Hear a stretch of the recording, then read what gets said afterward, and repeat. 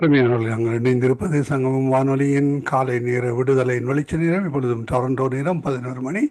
இந்த வேளையில் எங்களுடன் இந்த ஊழியர் பாஸ்டர் போல் லூயிஸ் கேரன் அவர்கள் இணைந்திருக்கிறார். பெரியல் திருச்சபை சார்பாக கர்நாடகா, இந்தியாவிலிருந்து அவருக்கும் இரவு வணக்கங்களை கூறுவோம், வாழ்த்துவோம், வரவேற்போம். Praise Lord pastor. Praise the Lord, brother. ஆ, Praise the Lord. ஆமீன், ஆமீன்.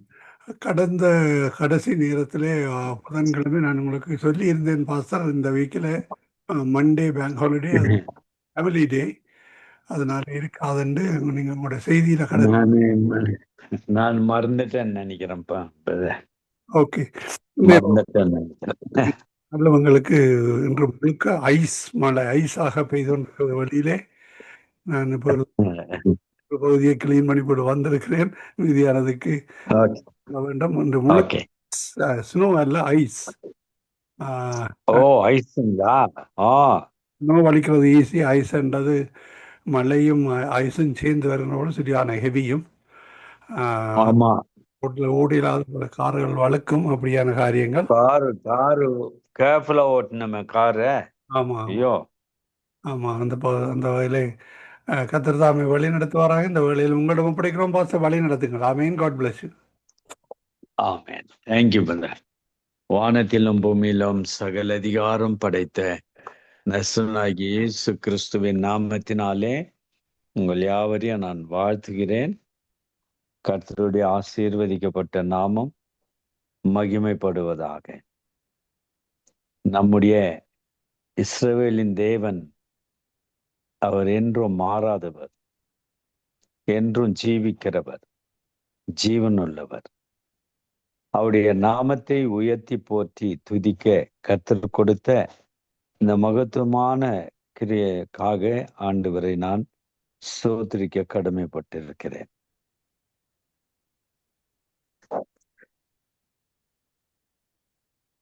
கர்த்தருடைய பசுத்த நாமம், உயர்த்தப்பட்ட நாமம், மகிமையின் நாமம், மாறாத நாமம்.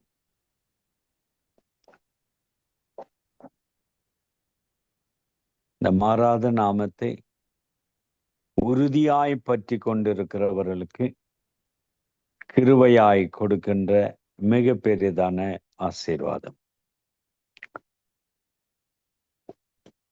சமாதானம் என்ற வார்த்தை மனிதனுக்கும் தெய்வத்திற்கும் சமாதானம். கர்த்தர் இந்த உலகத்தில் மனிதனை படைத்த பிறகு அவர்கள் வாழ்ந்த இடத்தில் அவர்கள்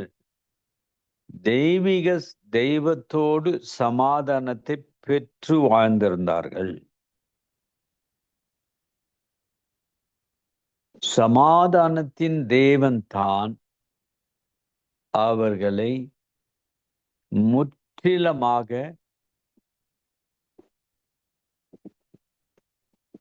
ஆதரித்து வந்தார். எல்லா ஞானத்தையும் கிருபையும் அன்பையும் கொடுத்து முற்றிலுமாக அவர்களுக்கு ஆதரித்து வந்தார் என்பதை வேதத்தின் மூலமாக நாம் பார்க்கிறோம். இந்த மனிதனுக்கும் தெய்வத்திற்கும் சமாதானம் இருக்க வேண்டும். அதுதான் உண்மையான சமாதானம். அவருடைய சமாதானத்தை பெற்று வாழ வேண்டும். அவருடைய சமாதானத்தை பெற்று வாழ்கிறோம் என்றால் அவர் எப்படிப்பட்டவர் என்பதை அறிந்து கொள்ள, புரிந்து கொள்ள கடமைப்பட்டிருக்கிறோம். அவர் சமாதானத்தின் பிரபு என்று வேதம் சொல்லுகிறது.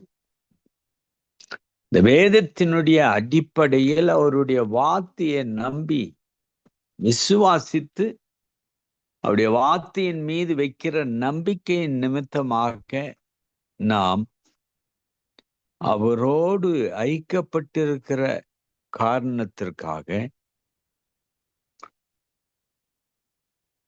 இந்த சமாதானம், தெய்வீக சமாதானத்தை தெய்வத்தோடு சமாதானமா இருக்க ஆண்டவர் கொடுத்திருக்கிற மிக பெரிய கிருபை அவர்களுக்கு அந்த நாட்களில். கர்த்தரோடு தினமும் பேசுவது, உரையாடுவது, இதெல்லாம் அவர்களுக்கு அந்த காலகட்டத்தில் ஏதேன் தோட்டத்தில் கிடைத்த ஒரு மிகப்பெரியதான கிருபை. பாவம் செய்கின்ற வரையிலும் கீழ்ப்படியாமையினுடைய ஆவி அவர்கள் உள்ளத்தில் நுழைகின்ற வரையிலும் அவர்கள் தெய்வத்தோடு 100க்கு 100 சமாதானத்தோடு வாழ்ந்தார். அந்த வாழ்க்கையே ஒரு ஆசீர்வதிக்கப்பட்ட வாழ்க்கை. குற்றம் செய்த பிறகு அவ்விதமான வாழ்க்கை அவர்களுடைய வாழ்க்கையில் திரும்பி வரவே இல்லை. அந்த தெய்வீக சமாதானத்தை இழப்பதற்கு காரணமாயிருந்தது அந்த குற்றம். ஆண்டவர் போட்ட அந்த கட்டளையை மீறியவுடன், அந்த கட்டளையை உடைத்த பிறகு பாவம் அவளுடைய சரீரத்தில் பிரவேசித்தது. அவர்களுடைய ஆத்மாவை ஆளுகை செய்ய பிரவேசித்தது. கர்த்தருடைய பசுத்த நாமத்திற்கு ஸ்தோத்திரம் உண்டாவதாக. அங்கேயே அவர்கள் சமாதானத்தை இழந்தார்கள். இந்த உலகம் சமாதானம் இல்லாமல் அநேக ஆயிரக்கணக்கான ஆண்டுகள் கடந்து வந்தது. சமாதானத்தின் தேவன் அவர் அவர்களோடு அருளின கிருபையாய் அருளின அந்த சமாதானத்தை அவர்கள் இழந்த பிறகு அதை பெற்றுக்கொள்ளுவதற்கு பூமியிலே அவர்கள் தள்ளப்பட்டார்கள். எவ்விதமாய் அதை பெற்றுக்கொள்ள வேண்டும் என்றால் ஒரு சமாதானத்தினுடைய பலி செலுத்த வேண்டும். ஏதேன் தோட்டத்தில் பாவம் இல்லாதவர்களாய் தெய்வத்தோடு தினமும் அவர்கள் உரையாடி வந்தது, ஆண்டவருடைய சமாதானத்தில் வளர்ந்தது, வாழ்ந்தது, அவருடைய சமாதானத்தை ருசித்து பார்த்தது, அவருடைய சமாதானத்தினாலே இதயமும் ஆத்மாவும் நிரப்பப்பட்டதை, அந்த அனுபவமே அவர்களுடைய வாழ்க்கையில் மிக பெரியதான ஒரு கிருபை பெற்றவர்களாய் ஏதேன் தோட்டத்தில் வாழ்ந்தார்கள். அவர்கள் இந்த சமாதானத்தை இழப்பதற்கு காரணம் கர்த்தர் கட்டளையை உடைத்தார்கள். கர்த்தருடைய கட்டளையை உடைத்த பிறகு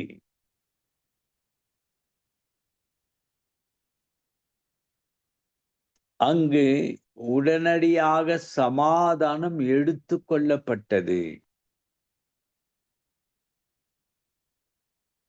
சமாதானத்தை அதாவது இழந்தார்கள். சமாதானம் இல்லாதவர்களாய்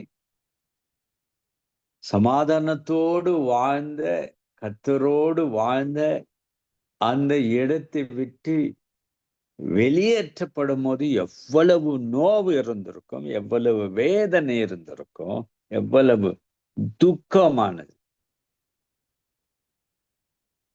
குற்றம் தொடர்கிற குற்றம் ஒரு நாள் ஒரு மனிதனை அவமானப்படுத்தும்.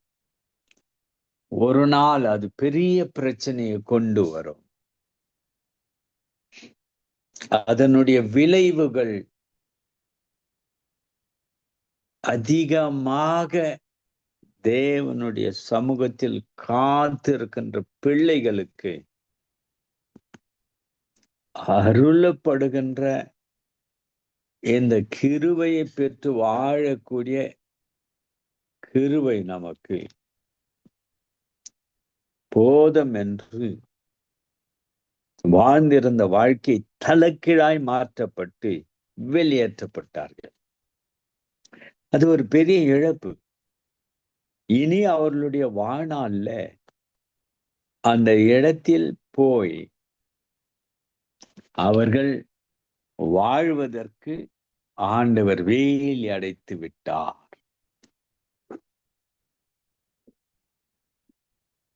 ஆதியாகமம் 3ஆம் அதிகாரம் 23ஆம் வசனம் இவ்விதமாக சொல்லுகிறது, அவன் எடுக்கப்பட்ட மண்ணை பயன்படுத்த தேவனாகிய கர்த்தர் அவனை ஏதேன் தோட்டத்திலிருந்து அனுப்பிவிட்டார். நன்றாக யோசிக்க வேண்டியது என்னவென்றால், எவ்வளவு நாட்கள் தேவனுடைய கட்டளைக்கு கீழ்ப்படிந்து எல்லா சுதந்திரத்தையும் கொடுத்த, எல்லா சுதந்திரத்தின் மூலமாக அனுபவித்த எல்லாம் அனுபவித்தார்கள். ஒன்றே ஒன்று அவர்களுக்கு ஆண்டவர் கட்டளை, இந்த கனியை புசிக்க வேண்டாம் என்று சொன்னது. ஆண்டவர் அவர்களுக்கு கொடுத்த ஒரு மிகப்பெரிய கட்டளை. இந்த கட்டளை தான் உடைக்கப்பட்டது. இந்த கட்டளையை தான் மீறினார்கள். அவர்கள் மீறிய உடனே அவர்களுடைய ஆத்துமா கரைப்பட்ட பிறகு தெய்வத்தோடு சமாதானமாய் வாழ்ந்து கொண்டிருந்த அந்த சமாதான வாழ்க்கை தலைகீழாய் மாற்றப்பட்டது. அந்த தெய்வீக சமாதானம் அவர்களிலிருந்து எடுத்து கொள்ளப்பட்டது. எவ்வளவு பரிதாபமான நிலை, எவ்வளவு கைவிடப்பட்ட நிலை. மனிதன் விலை கொடுத்து ஒரு ஆட்டை வாங்கி அது பலி செலுத்திய பிறகு அந்த ஆட்டின் இரத்தத்தின் பலியின் மூலமாக சமாதானத்தை பெற்று கொள்ளக்கூடிய ஒரு மிக பெரியதான தேவனுடைய கட்டளையை எங்கு பார்க்கிறோம். எனக்கு அருமையானவர்களே, ஆண்டவர் அவருக்கு நன்றாக தெரியும், அவருடைய படைத்த படைப்புகள் பசுத்தமாய் வாழ வேண்டும் என்று தான் கர்த்தர் விருப்பப்படுகிறார். கரைப்பட்ட பிறகு அந்த கரையிலிருந்து வெளியேறுவதற்கு அவர்கள் எடுக்க வேண்டிய தீர்மானம் சாதாரணமானதல்ல. ஆட்டுக்குட்டி அடிக்கப்பட்டு அந்த ஆட்டுக்குட்டியினுடைய இரத்தம் பலி செலுத்தி அதன் மூலமாக பாவ மன்னிப்பு பெற்று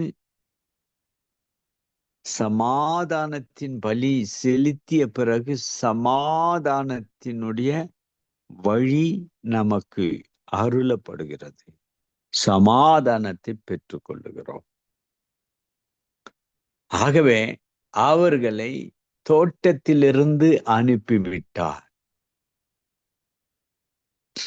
எத்தனை ஆண்டுகள் அவர்கள் உள்ளே வாழ்ந்தார்கள் என்ற டீட்டெயில்ஸ் இல்லை. ஆனால் நியாய தீர்ப்பு உடனே வந்தது. எப்பொழுது? அவர்கள் செய்த குற்றத்தின் மூலமாக உடனே கர்த்தருக்கு தெரியப்பட்டது.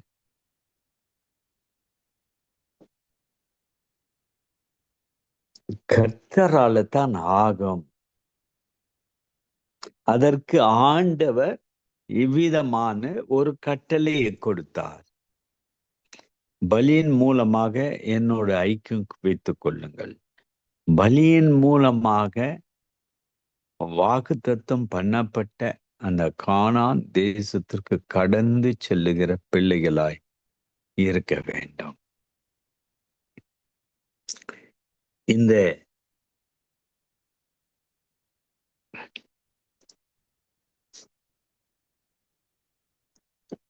இடத்திலே நாம் பழைய ஏற்பாட்டில் ஆண்டவர் செய்த குற்றத்திற்காக அவர்களை வெளியே அனுப்பினார். புதிய ஏற்பாட்டில் சொல்லப்பட்டிருக்கிறபடி 3:23 ரோமர், எல்லோரும் பாவம் செய்து தேவ மகிமையற்றவளாகி,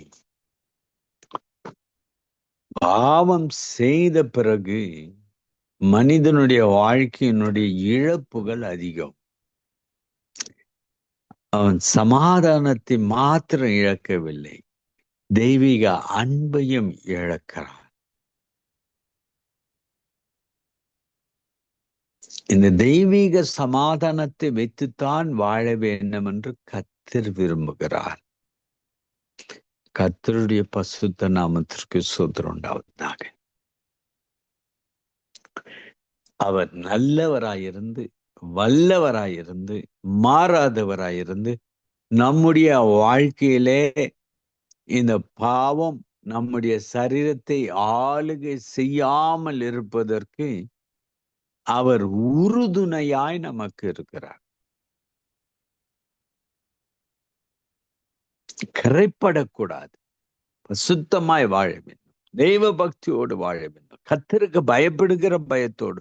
இதுதான் கர்த்தர் நம்மிடத்திலிருந்து எதிர்பார்ப்பு.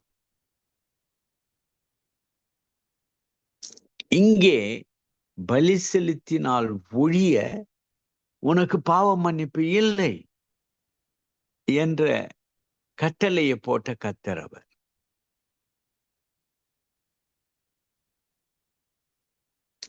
இந்த உலகத்தார் யார் என்றால் சமாதானத்தின் வழியை அறியார்கள். அவர்கள் நடக்கையில் நியாயம் இராது. தங்கள் பாதைகளை தாங்களாகவே கோணலாக்கி கொண்டார்கள். அவைகளில் நடக்கின்ற ஒருவனும் சமாதானத்தை அறியான். இந்த உலகத்தில் வாழ்கிற மனிதனுக்கு சமாதானம் இல்லை. தெய்வீக சமாதானம் அவன் பெற்றுக்கொள்ள முடியாது. தெய்வீக சமாதானம் அவனுடைய வாழ்க்கையில் ஒரு பெரியதான இழப்பு. நித்தியத்திலே நித்திய காலமாய் வாழப்போகிற நாம் அந்த நித்தியத்தில் தெய்வீக சமாதானத்தோடு தெய்வத்தோடு முகமுகமாய் காண்கின்ற அந்த இடத்தில் தெய்வீக சமாதானத்தோடு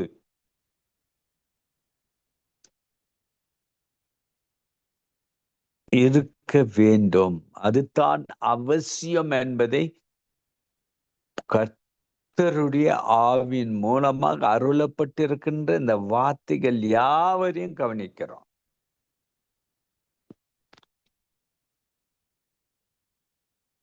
சமாதானத்தின் வழியை அறியார்கள். யார்?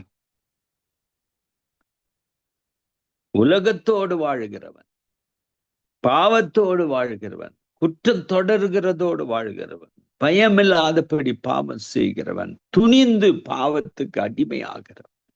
இப்படி சொல்லிக்கொண்டே போகலாம். நாவினால கரைப்படுவது, கண்களினாலே கரைப்படுவது, தன் சரீரத்தினாலே கரைப்படுவது, இவையெல்லாம் பார்க்கும் போது இந்த பாவம் மனிதனை ஆட்கொள்ளுகிறது. வேதத்தில் சொல்லியிருக்கிறபடி பாவம் உங்கள் சரீரங்களை ஆளுகை செய்யக்கூடாது. கர்த்தருடைய பரிசுத்த நாமத்திற்கு ஸ்தோத்திரம் உண்டாவதாக. இந்த கருமையானவில்லை, இந்த தேவ வசனத்தின் மூலமாக எதை கற்றுக்கொள்ளுகிறோம் என்றால், ஏதேன் தோட்டத்தில் இலவசமாய் கொடுக்கப்பட்ட அந்த சமாதானம் ஏதேன் தோட்டத்திலே வைக்கப்பட்ட அந்த கனியை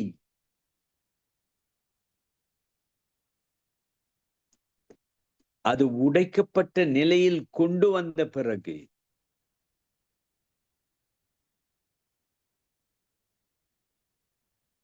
பாவ மன்னிப்பை பெற்று பசுத்தம் அடைவதற்கு, தெய்வீக சமாதானத்தை திரும்பி பெற்றுக் கொள்வதற்கு உதவி செய்வது தேவனுடைய வசனம். ஆகவே மற்றவர்கள் சமாதானத்தை பற்றி அறிய மாட்டார்கள், அது அவர்களுக்கும் புரியாது. தன் குற்றம் தொடர்கிற வாழ்க்கையில் வாழ்ந்து கொண்டிருக்கிறவனுக்கு கிருபையாய் தன் வாழ்க்கையில் எதிர் நோக்கி செல்லுகின்ற எந்த காரியத்திலும் தோல்வி அடையாதபடி கர்த்தர் காத்து கொள்ளுகிறார். கர்த்தருடைய பசுத்த நாமத்திற்கு ஸ்தோத்திரம் உண்டாவதாக. அப்போ ஒரு மனுஷன் ஜெபத்திலும் தன் வாழ்க்கையை அர்ப்பணிப்பதிலும் கர்த்தருக்கு சித்தமானதையே செய்ய வேண்டும். அப்போது தான் குடும்பம், கணவன், மனைவி, பிள்ளைகள் ஆசீர்வாதமாய் இந்த சமுதாயத்தில் வாழ்வதற்கு கர்த்தர் கிருபை கொடுப்பார்.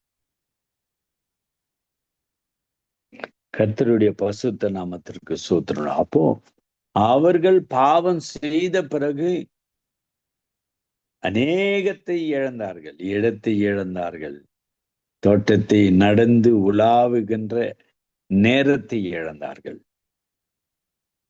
ஆண்டவர் தினமந்தோறும் பேசுவதை இழந்தார்கள், அவருடைய அன்பை ருசித்து பார்ப்பார்கள், அதுவும் இழந்தார்கள். ஒன்றின் பின்னாக இழப்புகள் அதிகமாக கூடிக்கொண்டே போகும் பொழுது நடந்தது என்னவென்றால், திடீரென்று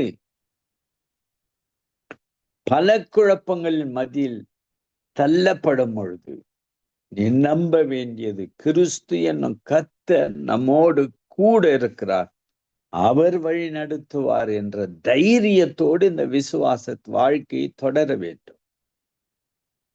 இந்த சத்தியம் என்பது பத்தியம் என்று சொல்வார்கள் என் தந்தையார். இந்த தேவ வசனத்தை நீ காத்து கொள்ளும் போது அது உன்னை காத்து கொள்ளும். இந்த தேவ வசனத்தை காணாமல் தன் இச்சையினால, தன்னுடைய தனிப்பட்ட விருப்பத்தினுடைய காரியத்தினால வாழ்கின்ற ஒவ்வொருவரையும் தன்னிச்சையாக போகின்ற வாழ்க்கையில் அநேக உபத்திரங்கள், சோதனைகள், வேதனைகள் இருப்பது நிச்சயம். இருந்த போதிலும் கர்த்தரை தேடுகிற பிள்ளைகளுக்கு ஆண்டவர் கிருபையாய் கொடுக்கின்றார். அந்த கிருபையாய் கொடுக்கப்படுகிற வசனம் கர்த்தருடைய பரிசுத்த நாமத்திற்கு ஸ்தோத்திரம் உண்டாவதாக. அந்த குற்றம் செய்த பிறகு ஒன்றின் பின்னாக இழப்புகள் வந்து வேதனையோடு வெளியேற்றப்பட்டார்கள்.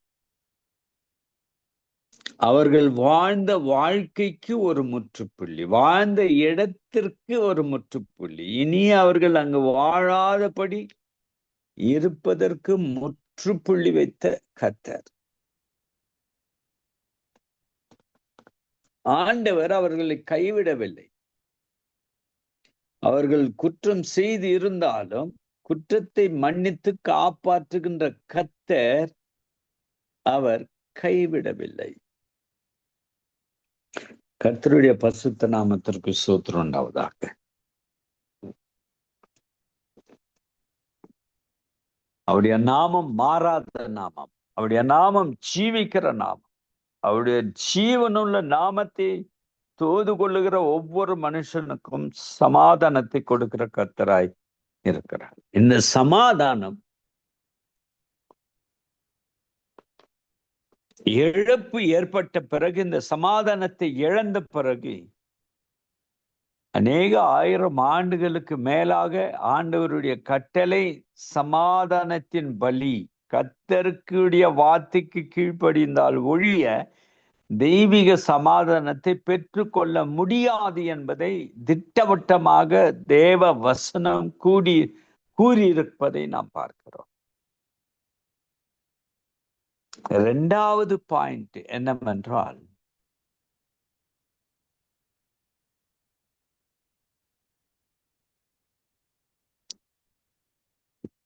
மீண்டும் நம்முடைய புதிய ஏற்பாட்டில் அவருடைய சமாதானத்தை நாம் பெற்று வாழ வேண்டும் என்றால் இயேசு கிறிஸ்துவனுடைய நாமத்தின் மீது விசுவாசத்தை வைக்க வேண்டும்.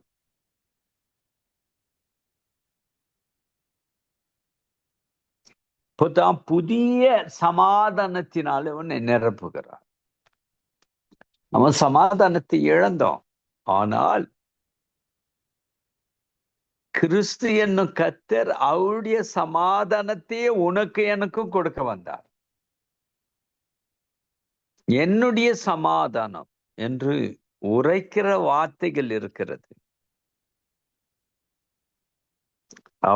அவருடைய சமாதானத்தில் நிலைத்து நிற்க வேண்டும், உறுதியாய் இருக்க வேண்டும், அதை பற்றி கொள்ள வேண்டும்.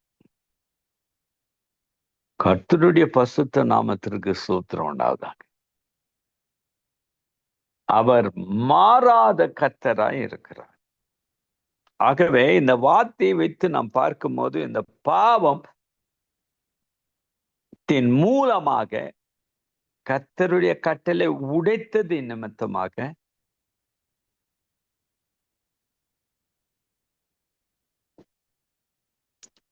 அவர்கள் ஏற்பட்ட இழப்பில் ஒன்று, மிக பெரியதான இழப்பு, ஆண்டவருடைய சமாதானம்.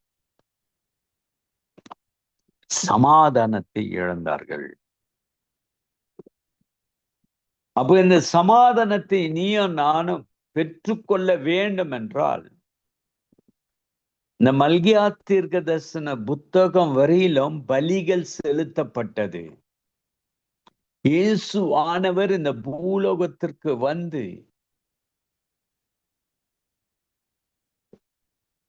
சுவிசேஷத்தை அறிவித்து மனம் திருந்தி வாழ வேண்டும் என்ற ஒரு மேலான சத்தியத்தை நமக்கு விழைத்து சென்றிருக்கிறார். அப்போ இயேசு கிறிஸ்துவின் நாமத்தின் மீது விசுவாசத்தை வைக்கும் பொழுது அந்த விசுவாசம் நமக்கு ஆதரவை கொடுக்கிறது. இந்த விசுவாசம் நம்மை காப்பாற்றுகிறது. எபேசியர் எழுதின புத்தகத்தில் பவுல் அதிக அருமையாக எழுதியிருக்கிறார். 2:17 அல்லாமலும் அவர் வந்து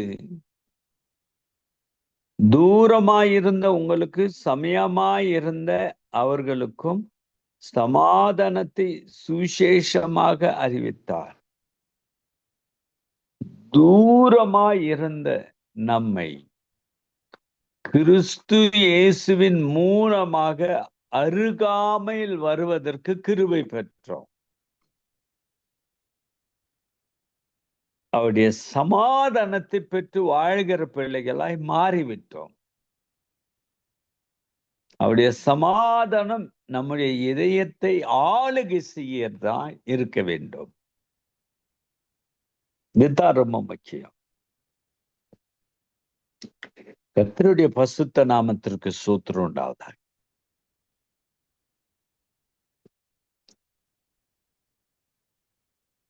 அவருடைய நாமத்தின் மீது விசுவாசத்தை வைக்கிற ஒவ்வொரு பிள்ளைகளுக்கும் இலவசமாய் இந்த விலையேற பெற்ற சமாதானத்தை அருளுகிற கர்த்தர் அவர். அதை நாம் சற்று சிந்திக்க வேண்டும், யோசிக்க வேண்டும். அப்போ விசுவாசத்தை அவர் மீது வைக்க வேண்டும். உம்மை உறுதியாய் பற்றி கொண்ட மனதை உடையவன் உம்மையே நம்பியிருக்கிறபடினால் நீர் அவனை பூரண சமாதானத்துடன் காத்து கொள்வீர். பூரண சமாதானம் கிடைக்கிறது. ஒரு மனிதன் இந்த உலகத்தை விட்டு தெய்வத்திற்கு நேராய் திரும்பும் போது அவனுடைய வாழ்க்கையில் சமாதானமாய் வாழ்வதற்கு கட்டளை இடுகிறார் கர்த்தர். கர்த்தருடைய பசுத்த நாமத்திற்கு ஸ்தோத்திரம் உண்டாவதாக.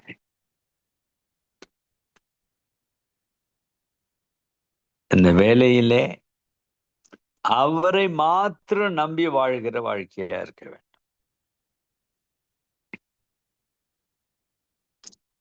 அவருடைய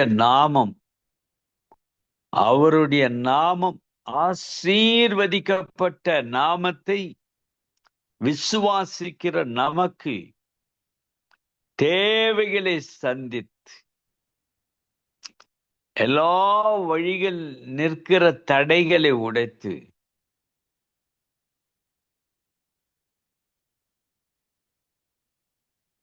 அவருடைய கிருபை நமக்கு தொடர வேண்டும் என்றால் அவருடைய ஆசீர்வாதத்தினுடைய ஊற்று நமக்குள்ளே காணப்பட வேண்டும்.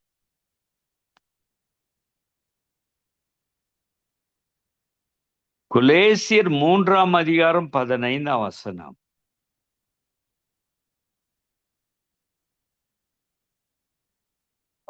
தேவ சமாதானம் உங்கள் இருதயங்களில் ஆள கடவது. இதற்கென்றே நீங்கள் ஒரே சரீரமாக அழைக்கப்பட்டீர்கள்.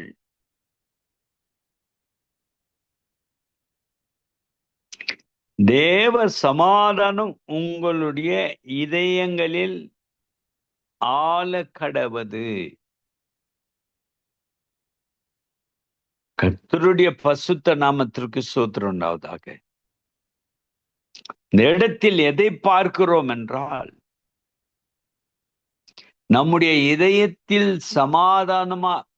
சமாதானம் இருக்க வேண்டும் என்றால் நம்மை உருவாக்கின, நம்மை படைத்த, நமக்காக ஜீவனை கொடுத்த, நமக்காக இரத்தத்தை சிந்தின அந்த இயேசு கிறிஸ்துவினுடைய இரத்தமும் அவருடைய நாமத்தின் வல்லமையும் எல்லா தடைகளை உடைத்து நமக்கு வெற்றியை கொடுக்கிற ஒரு நாமம்.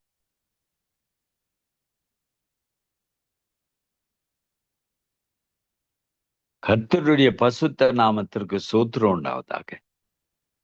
விசுவாசத்தை வைக்கும் போது இலவசமாய் அவருடைய கிருபையினாலே நான் சமாதானத்தை பெற்றுக் கொள்கிறேன், சமாதானத்தோடு வாழ்வதற்கு.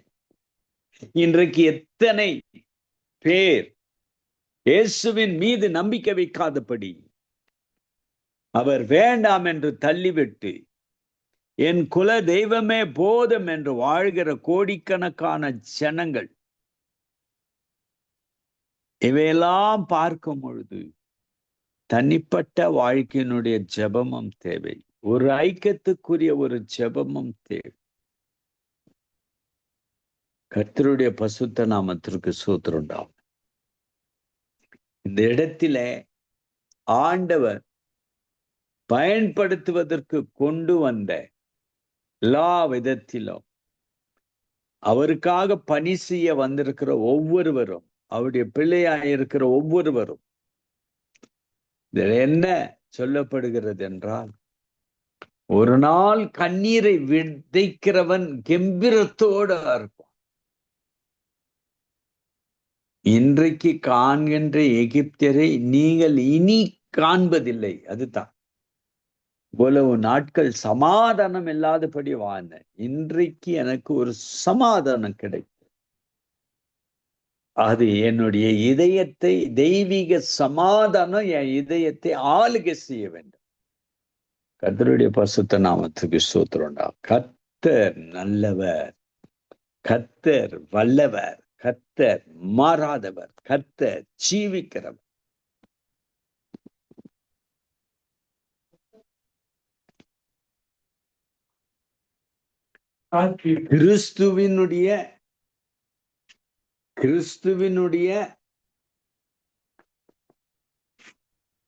கிறிஸ்துவினுடைய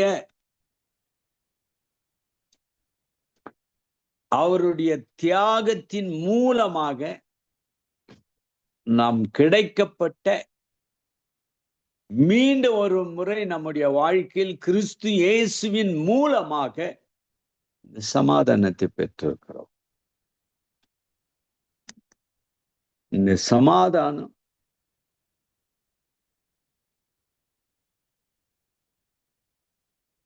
கிறிஸ்துவின் வசனம் உங்களுக்குள்ளே சகல ஞானத்தோடும் பரிபூர்ணமாக வாசமாய் இருப்பதாக.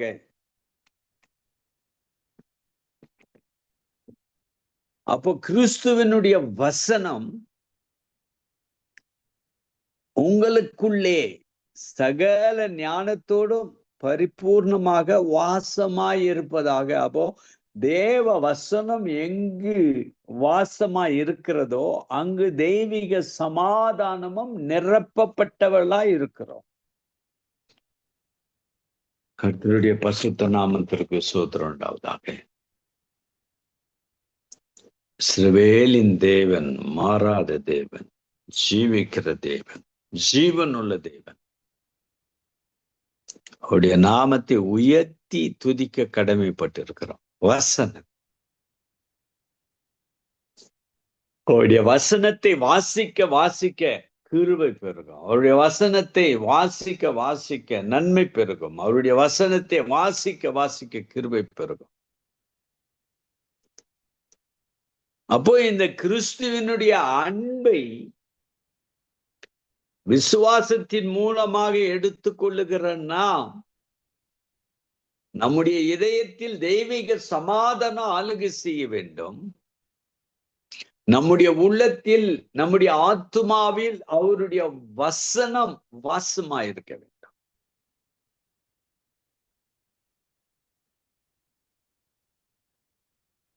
கர்த்தருடைய பரிசுத்த நாமத்திற்கு ஸ்தோத்திரம் உண்டாவதாக. அவருடைய நாமம் மாறாத நாமம், ஜீவிக்கிற நாமம், ஜீவனுள்ள நாமம். ஆகவே இந்த வசனத்தின் மூலமாக நாம் எதை கற்றுக்கொள்ளுகிறோம் என்றால், கர்த்தருடைய கட்டளை உடைக்கிறவன் ஒரு காலமும் தெய்வீக சமாதானத்தை பெற்றவனாய் வாழ முடியாது. கர்த்தருடைய கட்டளைக்கு கீழ்ப்படிந்து அவருடைய அன்பில் நிலைத்து நிற்கின்ற ஒவ்வொருவரும் தேவ வசனமோ அவருடைய சமாதானமோ உங்கள் இருதயங்களில் ஆளுகை செய்யும். கர்த்தருடைய பரிசுத்த நாமத்திற்கு ஸ்தோத்திரம் உண்டாவதாக. இயேசுவானவர் இந்த உலகத்தில் வருவதற்கு முன்பதாகவே ஏசாயா தீர்க்கதரிசன புத்தகம் 9ஆம் அதிகாரம் 6ஆம் வசனம் ஏதோ ஒரு வசனம் சொல்லுகிறது, அவர் சமாதானத்தின் பிரபு என்று.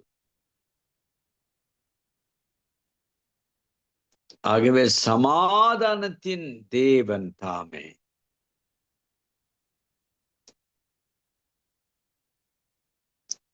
தேவ தூதர்கள் மேய்ப்பர்களுக்கு வெளிப்பட்டு அவர்கள் சொன்ன வார்த்தை என்னவென்றால், பூமியிலே சமாதானம், மனுஷர் மேல் பிரியம் உண்டாவதாக என்று சொல்லி தேவனை துதித்தார்கள். உன்னதத்தில் இருக்கிற தேவனுக்கு மகிமையும் பூமியிலே சமாதானமும்.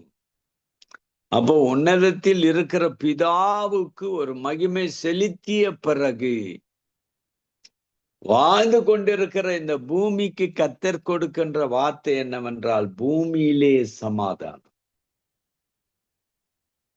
என்றைக்கு பாவம் வந்து சமாதானத்தை இழந்தார்களோ, ஒட்டுமொத்தமாக உலகம் 5 கண்டத்தில் வாழ்ந்தவர்கள் ஒவ்வொருவருக்கும் கட்டளைக்கு கீழ்ப்படிந்தால் சமாதானமும் கிருபையும் தொடரும். கர்த்தருடைய கட்டளை உடைத்து வாழ்வோமானால் அது நம்முடைய வாழ்க்கையில் மிக பெரியதான பிரச்சனைகளை கொண்டு வரும். கர்த்தருடைய பரிசுத்த நாமத்திற்கு ஸ்தோத்திரம் உண்டாவதாக. இஸ்ரவேலின் தேவன் மகா பரிசுத்தம் உள்ள தேவன். ஆண்டவர் சொன்னார், என்னுடைய சமாதானத்தை உங்களுக்கு வைத்து போகிறேன், என்னுடைய சமாதானத்தை உங்களுக்கு கொடுக்கிறேன். உலகம் கொடுக்கிற பிரகாரம் நான் உங்களுக்கு கொடுக்கின்றதில்லை. உங்கள் இருதயம் கலங்காமலும் பயப்படாமலும் இருப்பதாக. கர்த்தருடைய பசுத்த நாமத்திற்கு ஸ்தோத்திரம் உண்டாவதாக. இந்த இடத்தில் எதை பார்க்கும் போது ஆண்டவராகிய தேவன் கிருபையாய் அவர் கொடுக்கின்ற அவருடைய தெய்வீக சமாதானத்தை வைத்து வாழ வேண்டிய வாழ்க்கையில் இருக்கிறோம் நாம். ஆகவே இந்த தெய்வீக சமாதானத்தை நமக்குள்ளே வைத்துக் கொள்ளாதபடி அது மற்றவர்களுக்கு எடுத்து செல்ல வேண்டும். என்ன உண்மையான சமாதானம்? இந்த உண்மையான சமாதானத்தை பெற்று வாழ வேண்டும் என்று தான் இவ்வளவு பெரிய பிரயாசங்கள். ஆகவே இந்த காரியத்தை இன்றைக்கு துவங்கி இருக்கிறோம் அப்பா. இந்த காரியத்தின் மூலமாக எங்களுக்கு கிருபை கொடும். ஞானத்தோடு வழிநடத்த, ஞானத்தோடு காப்பாற்ற, ஞானத்தோடு தேவ வசனத்தை மையமாய வைத்து குடும்ப வாழ்க்கை துவங்கும் போது நீரே கர்த்தராய் வல்லவராய் இருந்து ஆசீர்வதி. ஆண்டவரே, கேட்ட சத்தியத்தை கேட்ட ஒவ்வொரு பிள்ளைகளுக்காக ஜெபிக்கிறேன். அவருடைய வாழ்க்கையில் சமாதானம் இல்லாமல் இருக்கிறார்கள். புருஷன் மனைவி ஒரே வீட்டில் வாழ்வார்கள், ஒன்றும் பேச்சுவார்த்தையே கிடையாது. கர்த்தருடைய பசுத்த நாமத்திற்கு ஸ்தோத்திரம் உண்டாவதாக. அவர் ஒருவர் மாறாதவராய் இருந்து கிறிஸ்துவனுடைய கட்டளைக்கு கீழ்ப்படிந்து தெய்வீக சமாதானத்தை மற்றவர்களுக்கு கொடுக்கிறவர்களாய் இருக்க கர்த்தர் கிருபை தருவாராக. இப்படி செய்ய கர்த்தர் தம்முடைய வசனத்தை ஆசீர்வதிப்பாராக. நம்முடைய கர்த்தராகிய இயேசு கிறிஸ்துவினுடைய கிருபையும் பிதாவாகிய தேவனுடைய அன்பும் பசுத்த ஆவியினுடைய ஐக்கியமும் நாம் அனைவரோடும் கூட இருப்பதாக. ஆமென்.